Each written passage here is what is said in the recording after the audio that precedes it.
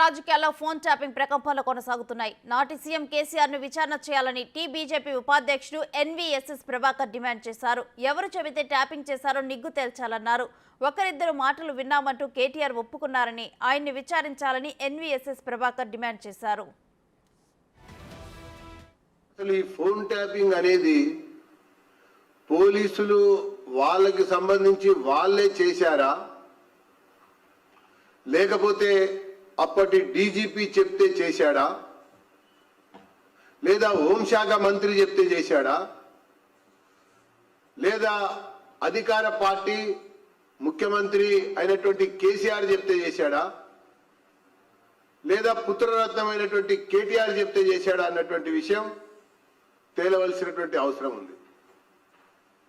ఇది ప్రధానంగా ఈ అంశం ఎందుకు తెర మీదకి వస్తా ఉందంటే, కేటీఆర్ ఒక ప్రచార సభలో మాట్లాడుతూ ఎవరో ఒకరిద్దరి ఫోన్ ట్యాపింగ్ జరిగితే ఏం తప్పు అని చెప్పని అంటమే కాకుండా అప్పుడప్పుడు పోలీసులు గట్టడే చేస్తూ ఉంటారు అన్నట్టుగా కూడా ఆయన మాట్లాడాడు. కాబట్టి ఖచ్చితంగా కేటీఆర్ని మొట్టమొదటిగా విచారణ చేయవలసినటువంటి అవసరం ఈ యంత్రాంగం పైన ఉందని చెప్పని నేను పేర్కొంటా ఉన్నా.